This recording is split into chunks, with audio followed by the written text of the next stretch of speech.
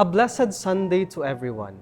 Welcome to Pananaw Moments, where we reflect on the Sunday Gospels.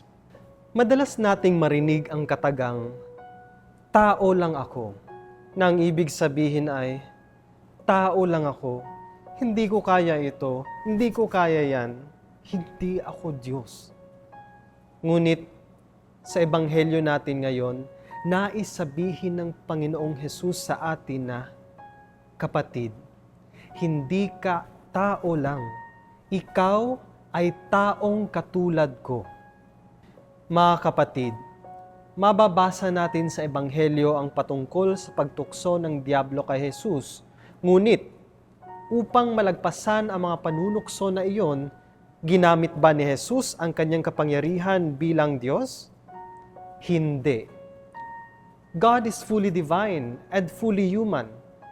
Pero nilabanan ni Jesus ang mga panunukso ng Diablo gamit ang kanyang kakayahan bilang tao, hindi ang kapangyarihan bilang Diyos.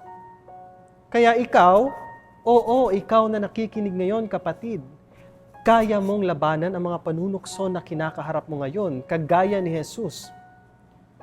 At ngayon, sa panahon ng Kwaresma, iniimbitahan tayong magpatawad sa ating kapwa, pati na rin sa ating sarili. Ang pag-iisip na, hindi ako Diyos, tao lang ako, kaya hindi ko kayang patawarin ang taong nakasakit sa akin o ang aking sarili sa mga mali kong ginawa, ay isa sa mga panunukso ng Diablo. Labanan natin ito.